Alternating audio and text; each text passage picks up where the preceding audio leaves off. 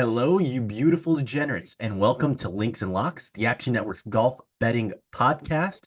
This week, we are previewing the Shriners Children's Open from TPC Summerlin in beautiful Las Vegas, Nevada. It's a home game for Spencer.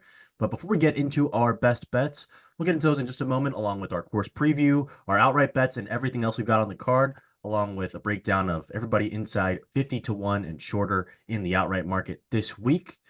Last week, Black Desert Championship, first time ever on the PGA Tour. Matt McCarty, in just his third PGA Tour start, wins after winning 3 times on the Korn Ferry Tour and getting the automatic PGA Tour card. What a result for him. He kind of ran away with the tournament. Congratulations to him and to all of his backers.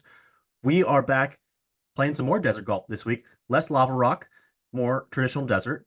But Spencer, the tournament is in your backyard. What is your best bet for this week's Shriners Children's Open? So I only have outrights on my card right now, so it's going to have to be to the outright market. And we can talk about players and leans that we have later on, but I'm going to go with Harry Hall. That is 55 to 1 over at Bet Rivers. All right, so Spencer is rocking his UNLV gear. The tournament's in Las Vegas, and he's backing a UNLV Rebel himself in Harry Hall. Nick, welcome back to the show. Excited to have you back this week. Who you got this week in Las Vegas? What's your best bet? All right, it's a name we have not said in quite some time after a little Korn Ferry demotion. Love the ball striking last week. Has believed in the player for quite some time. We're going with Trey Mullinax, top 40, plus 165 on BetMGM, where ties are paid in full. All right, Trey Mullinax, top 40 for plus 160. Haven't heard a lot about Trey 165. 165. 165, my bad. Plus 165. So excited to hear the cap on that one. I'm also going to go into the top 40 market for my best bet this week. Well, actually, I'm going to switch it up. I'm going to go with an exotic bet. I'm going to go with a nationality bet with Eric Van Rooyen, minus 110 to be the top African. There are only 2 other Africans in the field, and it's Garrick Higo at plus 250 and Christo Lamprecht, the Georgia Tech Yellow Jacket, at plus 260. Before I get into that top African market and into Nick's top 40 bet, Spencer, why do you like your guy Harry Hall this week? So if you look around the market, you're going to see that 55 to 1 number that I just mentioned moved very quickly at a lot of shops. Most locations that you look at right now, you're going to see 45 to 1, and that includes dropping the 40 to 1 at that very same Bet Rivers location that I talked about. But the key to all of this, and we see this sometimes, is where books will make minor mistakes. I thought this was a value at that 55 to 1 price, and I did think that the moves were sharp on that end of the spectrum there. But when you look in the enhanced market over at Bet Rivers, you're going to notice that all other golfers that are 40 to 1 are 45 to 1 in the enhanced market. And for whatever reason it is, Bet Rivers has not moved Hall down with the rest of them. He is still 55 to 1 there. So I think it's a minor mistake.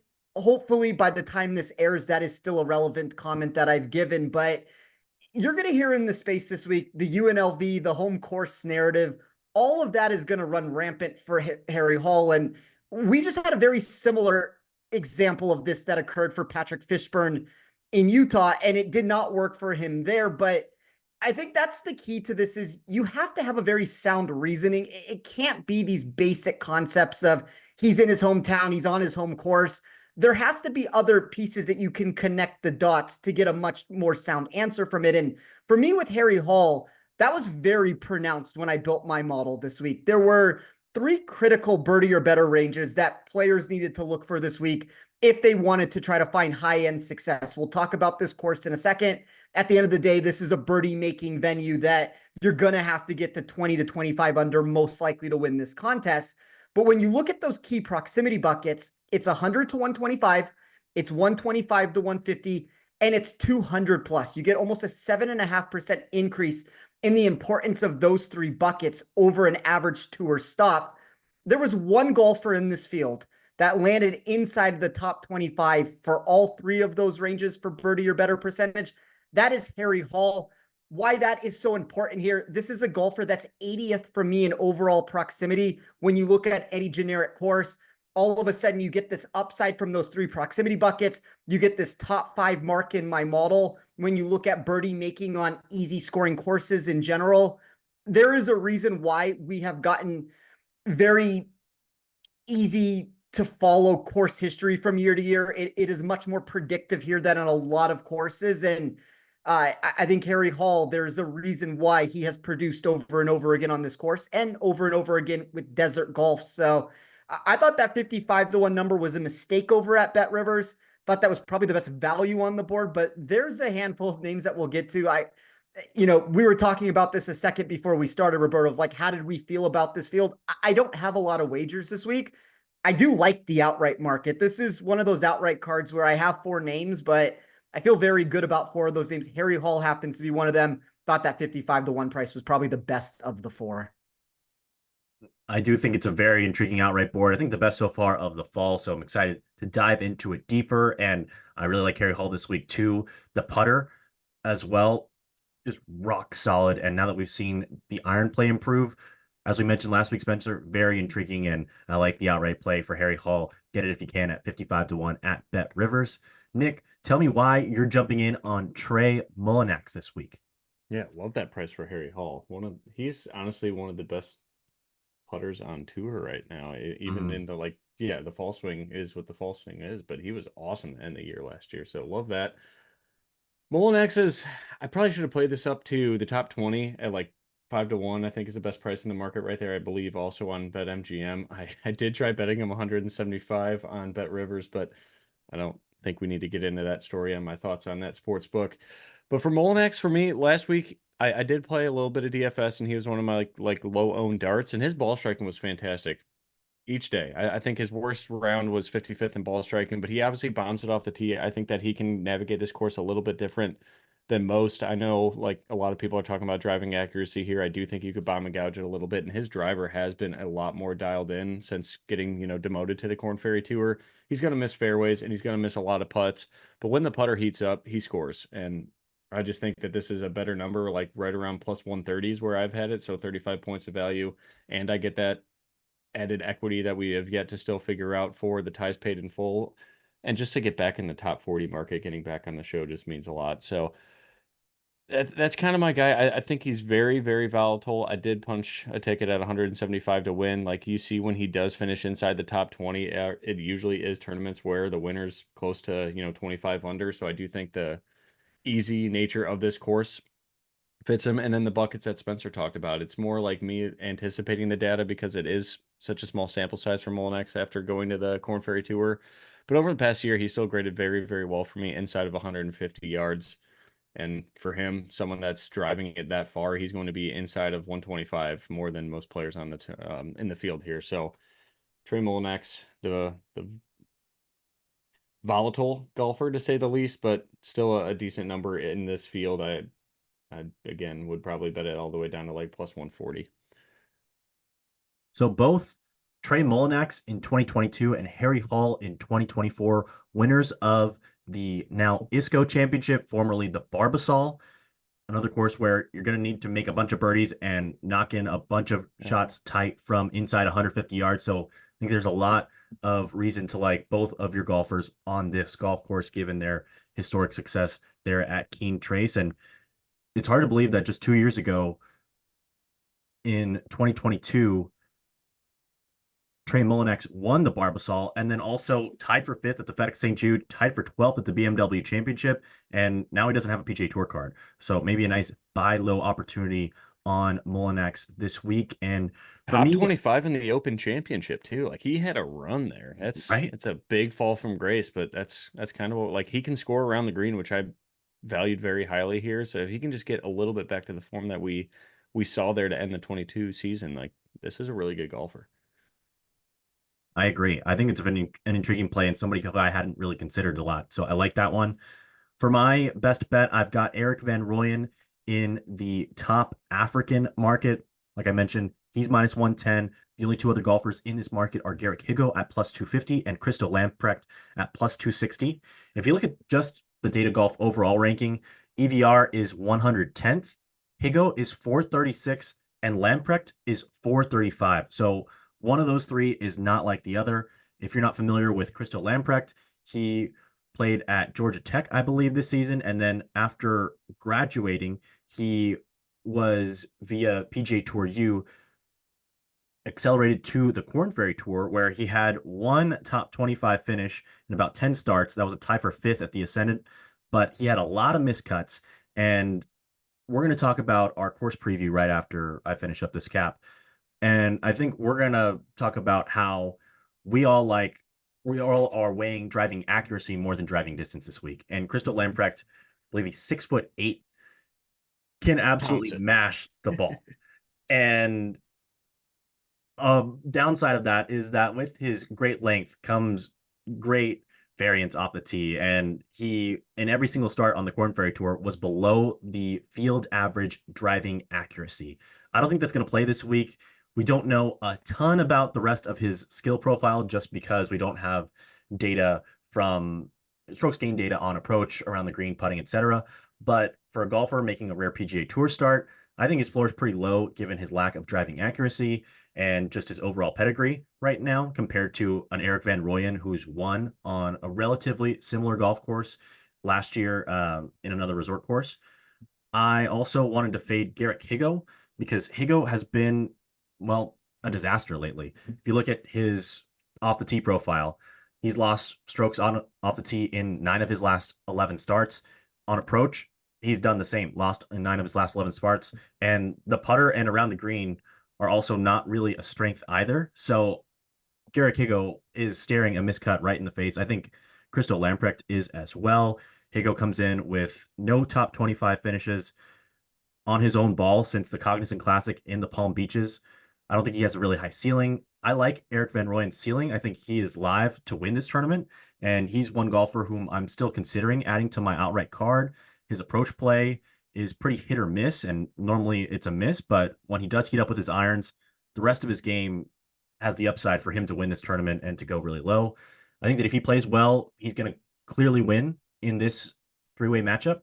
But if he doesn't have a great week, he could win this top African market with a miscut. So I think there's a lot of ways for Van Rooyen to win this one, and it's a clear fade on two golfers that are significantly worse than him. So I'm going to back the South African in this market.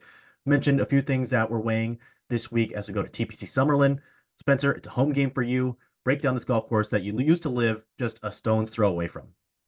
Yeah, I'm getting further and further, I guess, with each move that I've made at this point, but it's still within 15 minutes of where I'm at. It is this beautiful scenic course. It's going to meander through arroyos and canyons.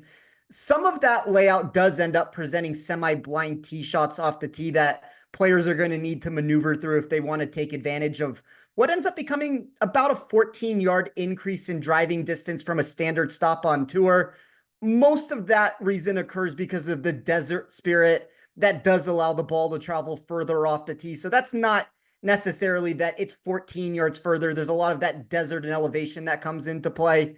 You know, Roberto, it's kind of funny we talk about driving because I know you and Nick played golf, and we've talked about it a little bit on the show. This feels like this would be a perfect course for you off the tee, where I think your driving skill set would probably be ideally suited from what I've heard here.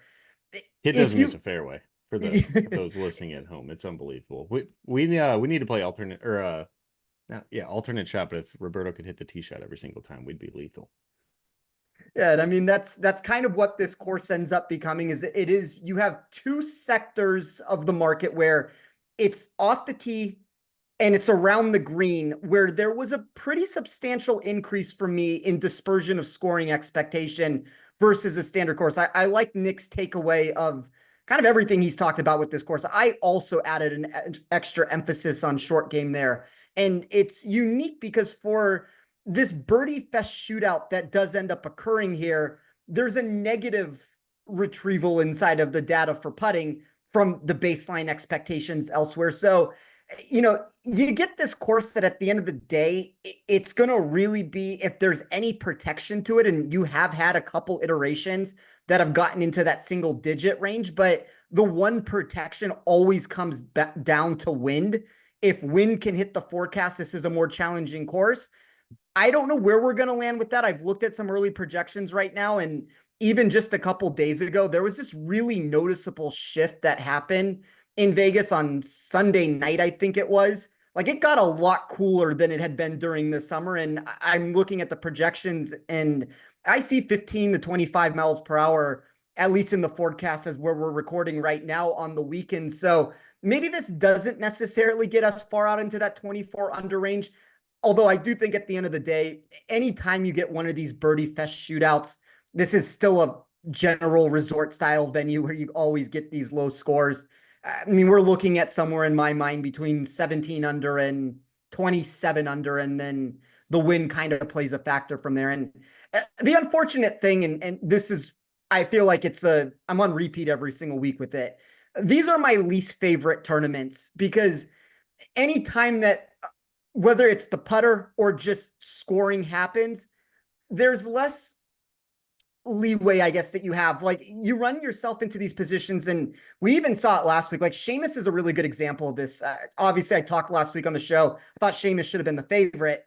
Seamus shoots himself out of the tournament on day one from actually having a chance to win it, and then he plays very well for 3 additional days. He comes in 11th place, but when we're talking about winning this tournament, you have to be solid for 4 days, and when you get a birdie fest like this, it's a little bit more ramped up volatility. And that's why I only have outrights. I'm fine building a card that has volatility from an outright sector. Don't necessarily want to go down that path for matchups and things of that nature. Nick, anything else you'd like to add on what you weighed in your model this week?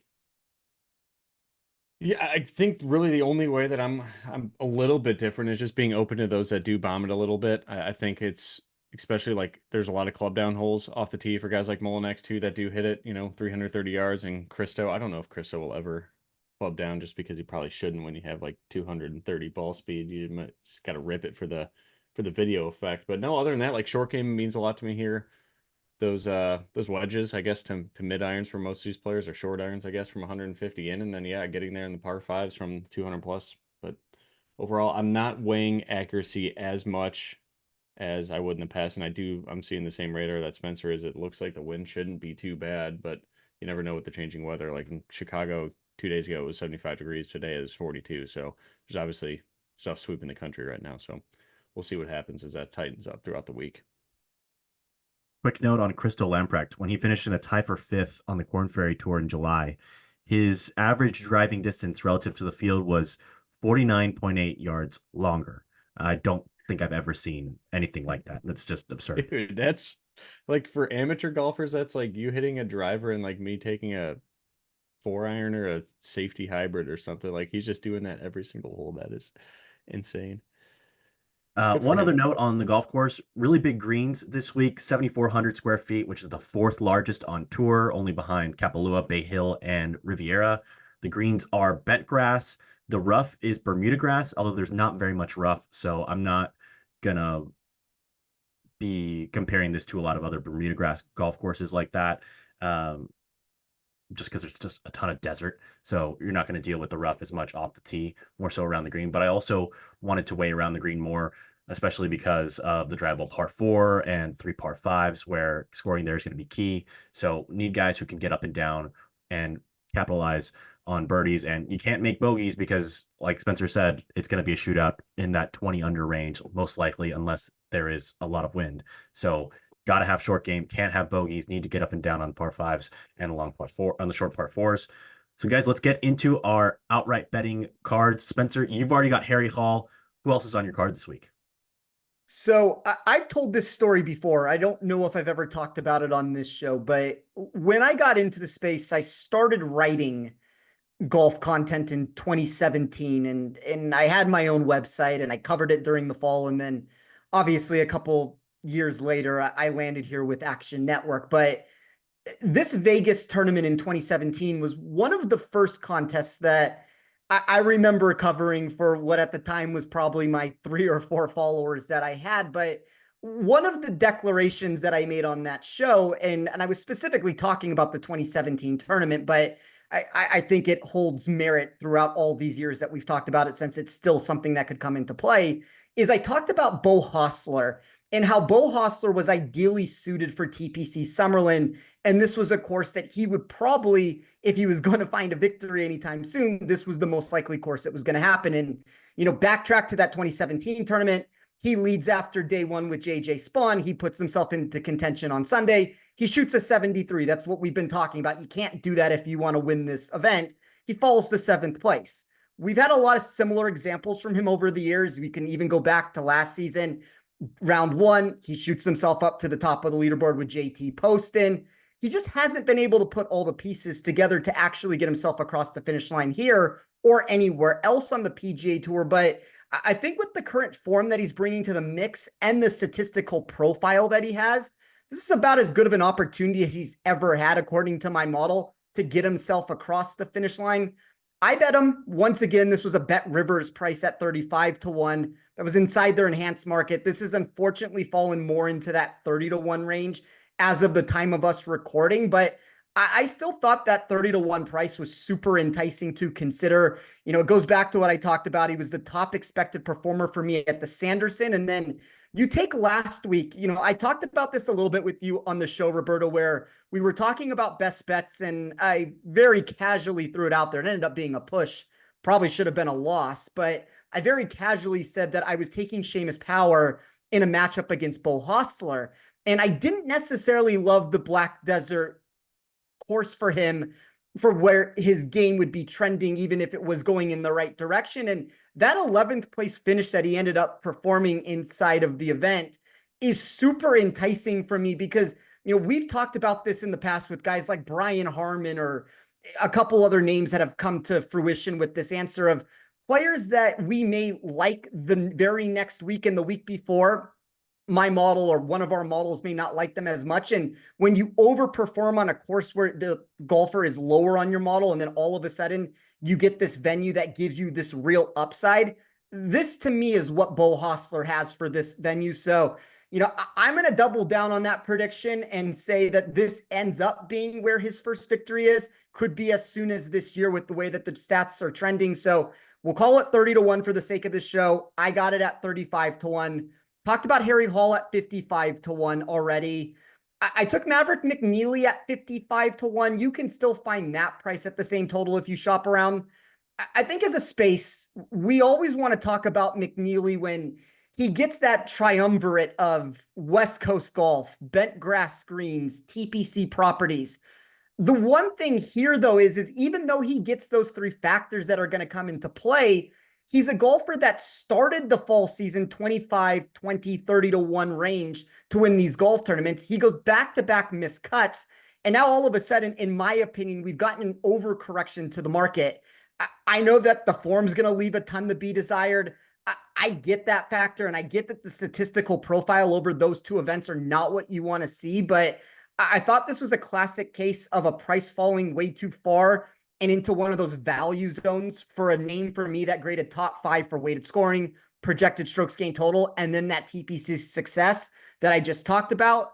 And then the last bet for me, and there is a little bit of movement on this one, I bet Taylor Pendrith at 27-1. I believe at the time of recording, and you can correct me if it's still there, Roberto, I think Bet365 inside their enhanced market may still have that 27-1 total. It's exactly, so you can still find it there. It's 25-1.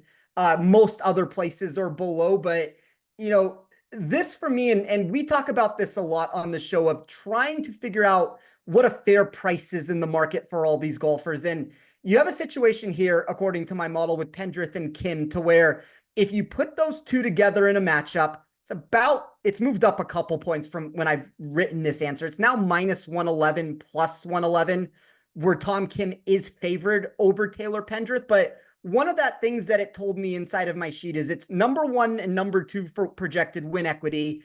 It's essentially a -110 either way, -110, +110 bet if you're looking at it there. But you have Tom Kim, who's 12-1 in the market. You have Taylor Pendrith, who's 27-1.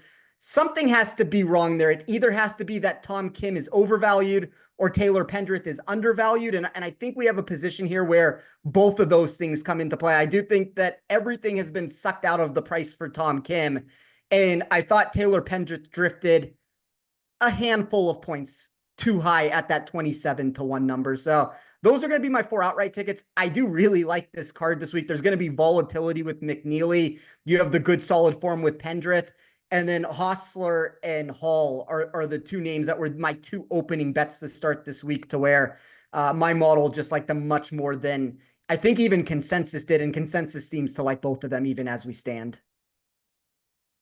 I like it. A lot of guys who have elite short games, and that's what you're going to need around TPC Summerlin.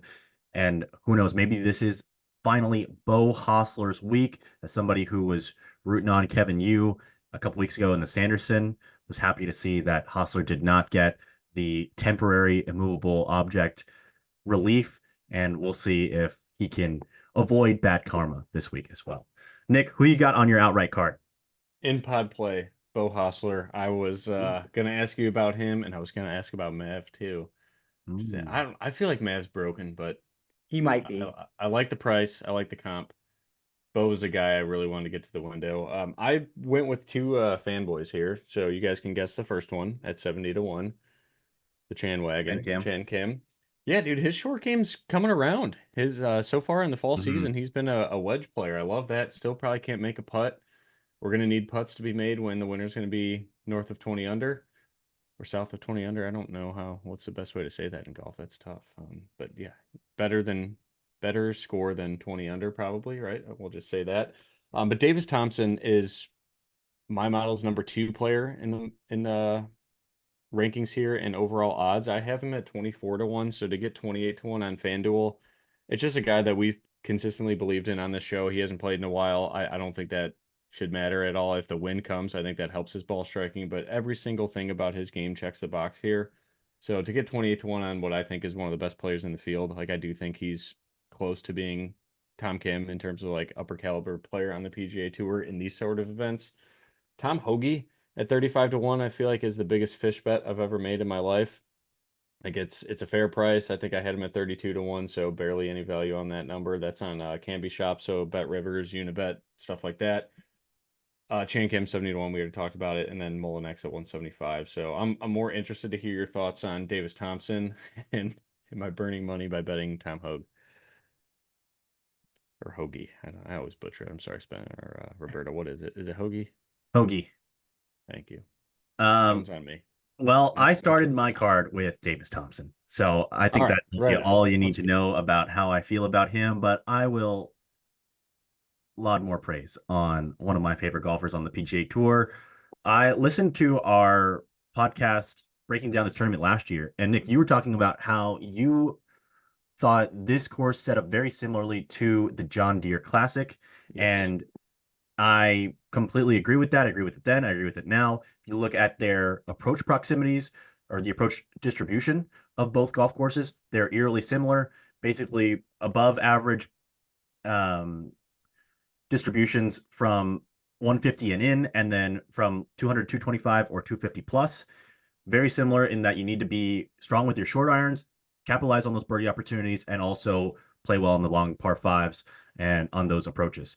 That is a recipe for success for Davis Thompson. He can do everything well. I think he plays well on just about any golf course in the world, but he, as Spencer showed in his model, accelerates on easy golf courses. He burst onto the stage at the American Express, which includes several of the easiest golf courses on the PGA Tour in that 3-course rotation. Nearly took down Jon Rahm there. He won for the first time this year at the John Deere Classic TPC Deere Run, which we've established is similar to this course.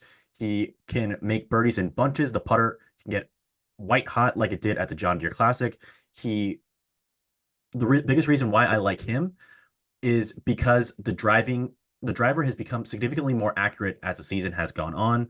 To start the season, in his first 13 tournaments in his first 11 tournaments this season, he was above the field average driving accuracy just twice in those 11 tournaments.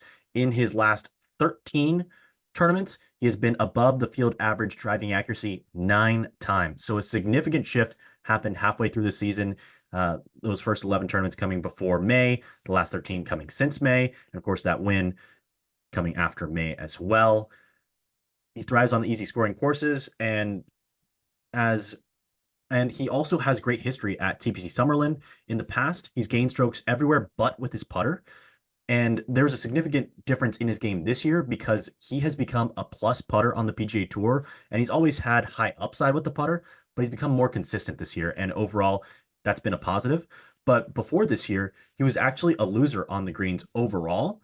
And he was a loser on the putting greens each of the first two times at TPC Summerlin. He's a better putter now, and I think he's better situated to overcome the greens here. And in addition to that, he's already comfortable everywhere else on the golf course. And Nick, we've outlined on our podcast before that we are just very high in his game and are believers in him. And I think he might actually, if we look back in a couple of years, be the best player in this field. So Yep. to get him at 30 to 1 at both FanDuel and Bet365 right now, I think it's a bargain. So that's where I started my card. I am very close to Taylor Pendrith, so I'm leaving room open for him because I like that 27 to 1 price that Spencer noted is at Bet365. As far as putting and approach play, that's how Tom Kim has won on this golf course, where you just find the fairway. And it's really hard to separate off the tee on a golf course like this one. And just like at Black Desert last week, where the fairways are so wide, you have guys like Matt McCarty who aren't necessarily long, but if they're accurate, they can find the fairway enough and play well, which is why I'm kind of jealous of this type of golf course, even though I'm an absolute mess with an iron and anywhere around the green. But it's tough to separate off the tee guys who are going to need to have guys are going to need to be able to score with their irons, wedges, and putter. And Davis Thompson, number one, by the way, number three in this field around the green. So an elite player there. I like Pendrith and his irons and putter build, but I'm not quite there yet. I reserve the right to make that an in-pod play later in the pod. The two other golfers that I bet are long shots. Ben Silverman at 90 to 1, a golfer who can find a ton of fairways and also can put the lights out as well. He tied for fourth in a distant T4 at the Procore Championship over there at Silverado, where he was 7 shots behind Patton Kizzire, so he wasn't necessarily the main feature of the broadcast. He lost strokes with his approach play, but he does have some upside there. And as far as just getting into the fairway and giving himself a chance on what's going to be a short game and putting contest, I like Ben Silverman at 90 to 1. And then I took a long shot on Henrik Norlander. The sweet swinging Swede does not have a full PGA Tour card this year, but he's 119th in the FedEx Cup standings because when he has played well on the PGA Tour, when he's gotten starts, he has excelled. And just look at the last few weeks, T8 at Black Desert, T28 at the Sanderson Farms. And the big issue for Henrik Norlander has been his putter. It was a nightmare throughout the majority of 2024, and that has finally come around. And his iron play has been excelling. And over the last 2 tournaments, gained strokes putting both times. He is very accurate off the tee, even though he's not super long. I think it's a chance to buy on Norlander, given that we don't know how many starts he's going to have. He's played well on the DP World Tour with his approach play, T8 at the Omega European Masters, where Matt Wallace, our guy, won a couple weeks ago. Shout out to him. Norlander, I think, is an intriguing top 20 or top 40 play this week. I didn't love the top 40 odds, but I need to double check top 10 and top 20, and maybe we'll get back there to the window later in the show. But I like him outright at 110 to 1. That price is on FanDuel. Silverman's 90 to 1 is on Bet365, and then Thompson at 30 to 1 is Bet365 and FanDuel. Another question I had, I'll ask you this one, Nick. I also saw that Davis Thompson was 20 to 1 for top American, which is significant because the 2 golfers in the odds range above him are Tom Kim and Taylor Pendrith, who, being South Korean and Canadian, are not American. Do you think 20 to 1 for top American is intriguing in this market, or would you rather I just do go think 30 to 1 outright? I think it's a fair price. I mean, I damn near have him priced at 20 to 1 proper anyway. So just to take the 2 highest win equities out and Tom Kim and Pendrith, absolutely. I would lean on Spencer. He's more of my numbers guy here, but yeah, I like Tom Kim. Sure, I get it. He is like the most well-rounded player and the most consistent, I would say, but no one else at the top of the board scares me in grades as well as Davis Thompson does for me. And like in a course like this, very similar to John Deere, like you mentioned, like where being good at every aspect of the game and then being a little bit longer and accurate at the same time, like that helps a ton here. That's Davis Thompson. I like it. Spencer, any thoughts on that one? I mean, I think with Tom Kim and Pendrith, you're probably in reality looking at about 4% implied win probabilities on each one of them. So you remove 8% in the market there. I am much higher on Bo Hostler than the market seems to be. Like, I would still rather just bet this for him to win at 30 to 1. I generally think that when you get, and by the way, I like the Davis Thompson play from both of you guys. Like, you alluded to this already, Roberto. He's the number one player in my model at easy scoring courses. You're not going to find too many courses that are much easier than this. So it has the perfect recipe for success that you would want to see with Davis Thompson. I guess the other concern that at least marginally comes into play is there's a lot of ways that you could still get that bet.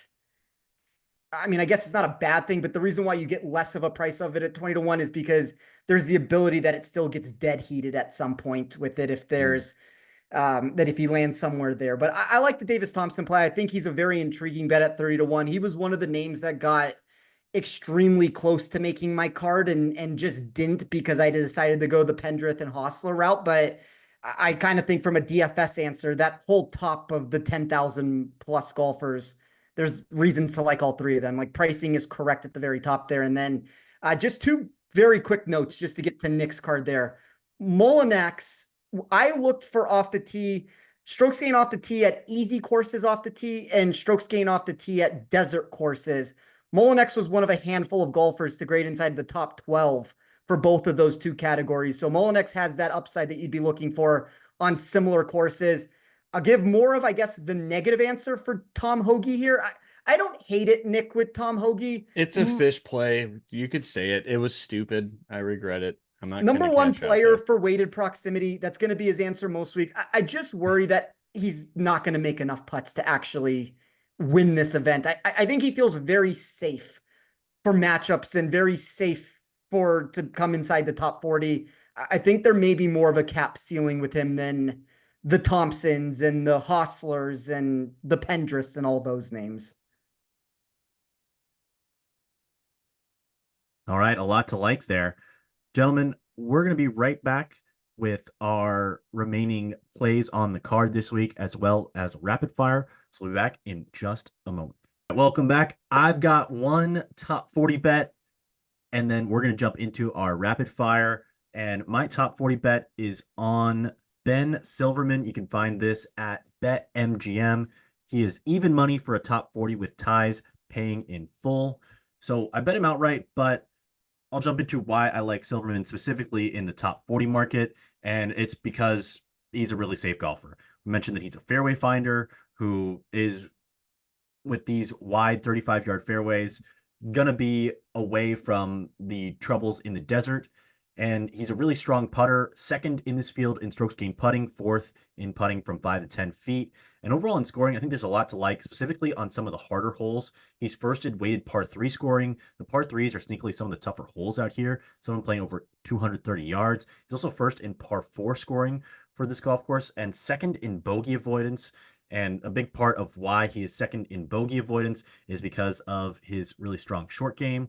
He's third in scrambling and fourth in sand save percentage. And on a golf course in TPC Summerlin, which is going to have 92 bunkers on the course this week, I think that sand save percentage is a little bit more relevant than it usually is. His only weakness is the par 5s. And if he can score on those, get about half of them this week, he'll be in a great position. I think that par 5 scoring is going to determine whether he can contend or not, but I like his high floor this week because of the bogey avoidance, the strong putting, and he even has some upside with his irons as well. So I like Ben Silverman both 90 to 1 in the outright market, but also at even money plus 100 for a top 40 finish. Gentlemen, we've talked quite a bit about a few different markets, but let's get into the golfers whom we have not yet discussed. Spencer and Nick, I'm going to switch it up this time. Spencer, I'll ask you about a couple golfers, and you tell me which one you like the most from an outright betting perspective. And Nick, I want you to tell me who you might like the most from a DFS perspective, or whether there's somebody you want to back or fade in the group. All right. Just whether you feel strongly about somebody. Yeah. So I like this. we'll go into the numbers. We're just going to use Bet365 since I have found a few outright bets there that I like. I think their prices this week, along with FanDuel and then Bet Rivers. Spencer noted a few of their enhanced markets there as well. I think those are the three best outright prices you can find from books this week. But Tom Kim is 13-1, the two-time defending champion. He's never lost here at TPC Summerlin, won twice. He's 13-1. And then we've discussed Pendrith and Thompson at 27 and 30-1. So we're going to drop it down. Actually, we're going to drop past Hostler, who's also 30-1. So Tom Kim's 13-1. Kurt Kitayama is plus 3,000. Tom Hoagie is 32-1. Steven Yeager is 32-1. And Seamus Power is 32-1, along with Eric Cole. So Spencer, Tom Kim's 13-1. Kitayama's 30. Hoagie 32. Yeager 32. Power 32. And Eric Cole. Which one of those outright tickets would you like the most if I gave you a free $100 to put on any of them? Obviously, the most likely winner of that group will be Tom Kim. So this is not meant to be a detriment away against Tom Kim. I've kind of already alluded to the fact that I think that number's been suppressed at the end of the day with what we're getting it. So I'll go with Seamus. You know, I had positive things to say about Seamus last week. I still think he's a top 10 to 12 golfer in this field.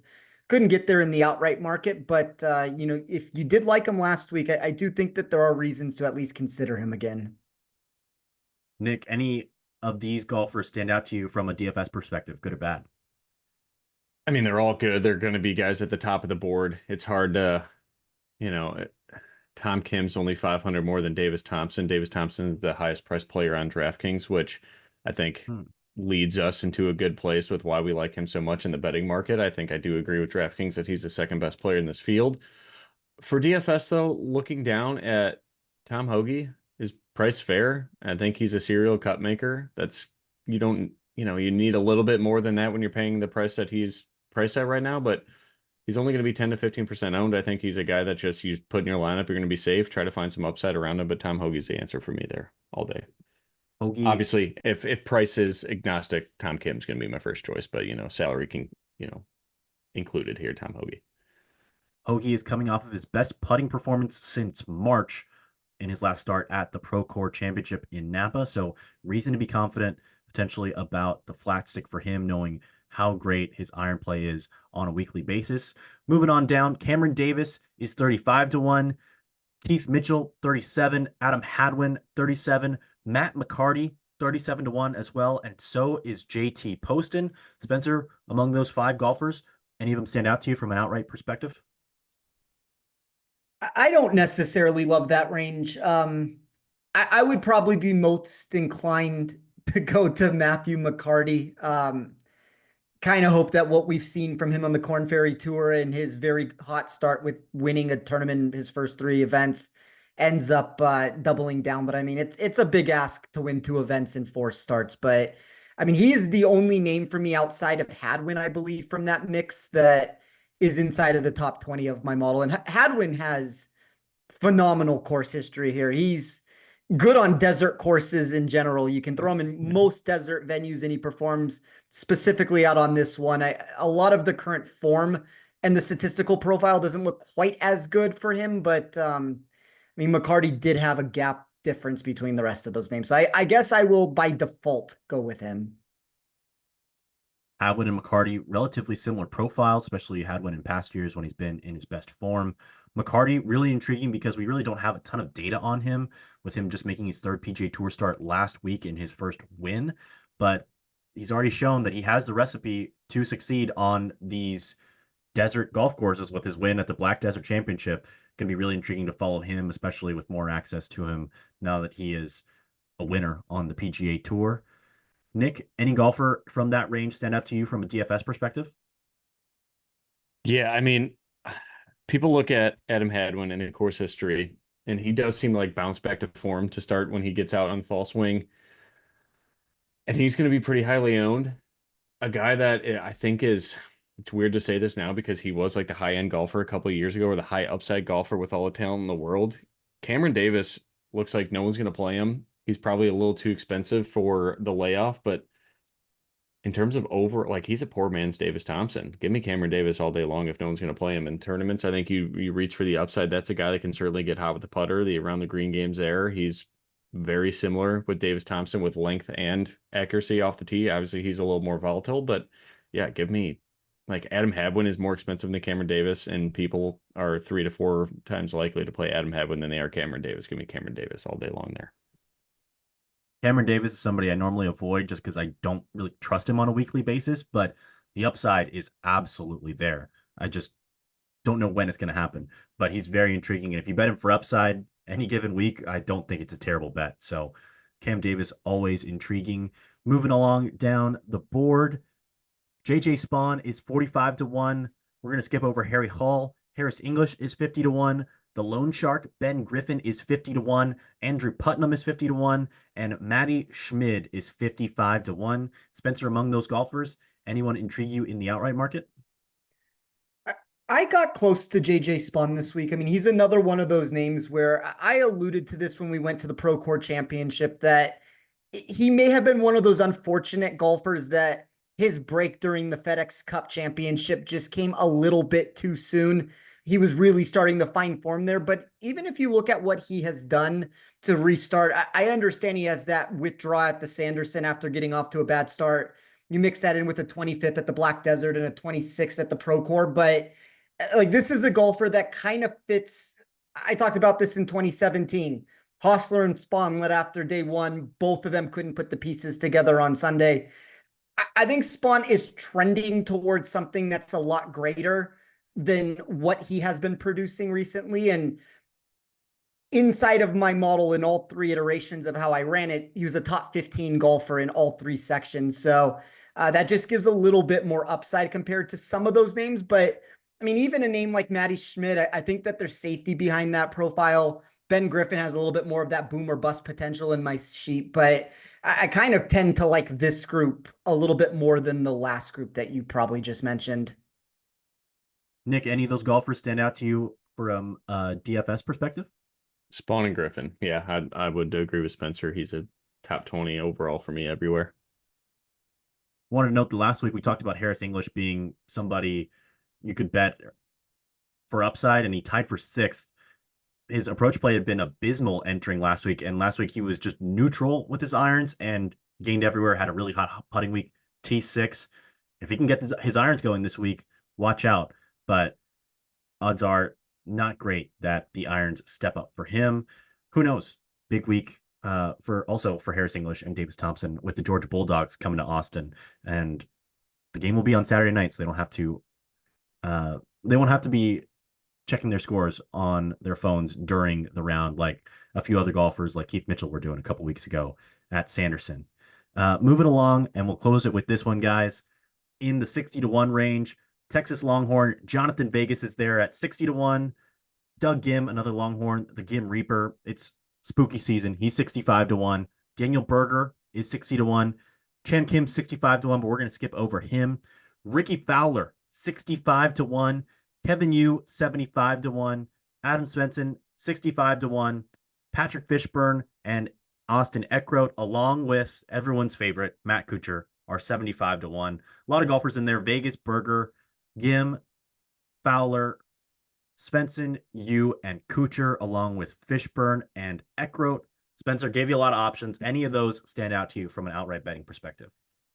I'm just going to throw out a very generic answer here that might be a little bit more long-winded than I intend it to be, but and I don't know if you have this in front of you, Nick, to where you can give this answer from I don't have it inside of my model of something that I run every single week, but I want to take Patrick Fishburne here and just have a very slight conversation with him. This is a golfer that a week ago, in a field that is almost of the same quality, yes, we've added Tom Kim and Taylor Pendrith and Davis Thompson. It was what, $9,600, and a miscut in his hometown event has now moved him down to 7,200.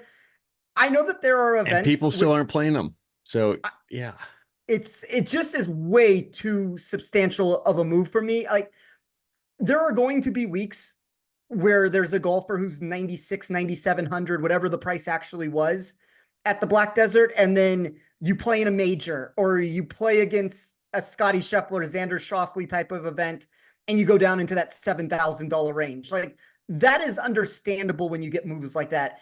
I don't quite understand the move from 9,600 down to 7,200. Like a $2,400 plus shift is wild off of a miscut. And if you look at what Fishburne did there, and you can still find this inside of my model if you have access to it, Fishburne is leading this event with 20 consecutive rounds of shooting par or better. I know that we're lacking that upside because the par five scoring and some of that around the green game of his has been putrid. And there's no guarantee that it's not going to continue in that fast fashion this week. But I think that this is an overcorrection to the market for a golfer that everybody was so excited to bet at 35 to 1. He got pushed down to 25 to 1. People were still backing him. And now 40 points higher and nobody wants to play him off of one bad finish. I think Fishburne has had way too substantial of a move in the market. I agree. That's one of the first golfers I left off my card. Had him last week. I think Spencer, we both did at Black Desert, and he's got a ton of upside. The putter, we mentioned the putter change that he made right before the ISCO championship. That's really helped him out. Bent grass greens again. He gained strokes putting last week as well. So I think a lot of reasons to like him. And you know what? I'll do it. I'll add him in pod play. Fishburne 75 to 1. Let's ride. Nick, any of these guys you like from a DFS betting perspective? Yeah, I like Fishburne. Who are the other guys? Ricky Fowler. Like, I guess if I had to go with like the old guard, I would rather have Daniel Berger over Ricky Fowler right now. Daniel at least is showing us something. I want to believe in Ricky, but it's just, I don't know. He finds it and then he loses it for 2 years, and then he finds it for 2 weeks and it's gone for a year and a half. I don't know. It's give me Daniel Berger. At least like we have the information that he was injured and coming back off of injury, and he's obviously going to grind it out to try to get back to like a top tour player for the season coming up. But yeah, Berger and Fishburne a ton. Yeah, it's like they're pricing him as if he got rid of all his woods this week and he's playing with strictly irons and everybody else can drive and he can. So yeah, I get it. I love going back. Golf is a little different than like a NFL or baseball or something like that because like recent form does matter a lot in golf, but it's just one bad week. And like Spencer said, 20 rounds without going over par. Yeah, that's a great price for a guy that's safe and has the world of upside. Guys, I wanted to ask about two other golfers before we head out. Nick Taylor is 80 to 1. And then in the last range, Austin Eckroat, he has not played since the BMW Championship. He finished 46th in the FedEx Cup standing, 45th in the FedEx Cup standing. So he's locked in. He doesn't need to play in the fall. His status is already cemented for next year. Any thoughts on Eckroat or Nick Taylor? I liked Eckroat's numbers more than my model did. I talked about this with Molinex, talking about Nick's play on him. There are a handful of golfers that possess that quality off the tee, whether that's at easy courses off the tee or desert courses off the tee. Eckroat checked both of those boxes there. And if you look at some of those desert scoring, easy scoring, TPC venues, even a little bit, obviously with the approach game, like if he can add that driver to the mix there, I couldn't get there in the outright market, but I do think safety markets, whether that's matchups, top 40s, I think he's a very safe golfer for what you're getting there. I like Eckroat this week. Yeah, I think I do like guys coming back into the swing of things like Cam Davis. I think Austin Eckroat is probably a safer play and arguably the same upside. I think Eckroat's really intriguing. The thing that surprised me about him is that his short game has really fallen off as the year has continued. That gave me a little pause and prevented me from betting him outright, but I think he's an interesting player whom I might back in tournament in some way, whether it's a matchup or DFS or who knows, maybe even a long shot, but I doubt that. Nick Taylor, I think, is getting closer, and on a course where you can relatively eliminate the driver and help just lean on approach play, short game, and putting. That's normally the strength of Taylor's game. The putter has really fallen off as the season has progressed, but we did see him win at the Phoenix Open earlier this year at TPC Scottsdale, and of course, that has some similar desert characteristics. I'm intrigued by Taylor 80 to 1, and he might be somebody whom I end up adding to my card at some point this week. Was it the Procore I was on him and he ended up missing the cut? He did miss the cut at the Procore. Yeah, I would go back to him. I feel like I've been his data for me is still pretty good. Obviously, the putter is iffy, but who he is as a player is a good putter. So I'll always bet on the come there. Yeah, and I think he's got a ton of upside. And even though he hasn't been playing well, you don't need to necessarily gain 4 strokes around to win this golf tournament. You can win with just 3 or even under that. So I think that's intriguing in the fact that nobody's going to really separate from him with the driver is what I like the most. But guys, fun talking about the Shriners Children's Open, next event on the FedEx Cup Fall on the PGA Tour. Where can we find your work this week? Starting with you, Spencer. You can find me on Twitter at TOffSports, as Roberto has talked about on this show. If you do want access to my model, you can get that over at Rotoballer. And hopefully Nick and I will get back in action at some point on Better Golf. I know it's been a busy season this year with work on Nick's end, and now football is in the mix of everything. But I mean, at the bare minimum, hopefully that'll be back in action as a weekly thing in 2025. Oh, absolutely. Yeah. Once we get night golf in Hawaii, I think football slows down. It's just been a crazy year. And obviously now I'm expecting to be a father. So we got all that stuff going on. It's been wild, but it's a fun ride. Everything that I do NFL wise is over at Win Daily Sports and usually on the Saturday night show at Sirius XM Sports, but on Twitter at StixPicks, STIXPICKS. And I do share the weekly prop plays on Google Drive. So if you don't have access to that sheet or don't listen to the First and Six podcast, definitely check that out or hit me up on Twitter at StixPicks and I'll get you access to that. So far, it has been a fantastic season. Awesome. Great stuff there. Looking forward to seeing some more winners this week. And Chicago Bears, UNLV Rebels playing some quality football lately. So you guys are doing well. Want to give a big shout out to everybody who makes this podcast possible, especially our producer, Noah Niederhofer, executive producer, Matt Mitchell, and David Payne as well. Next week, the Zozo Championship. We've hit on winners there each of the last 2 years with Colin Morikawa last year and Keegan Bradley the year before. So let's stay hot next week in Japan at the Zozo Championship. You can find us then. And thanks for tuning in to this week's Links and Locks Shriners Children's Open betting preview.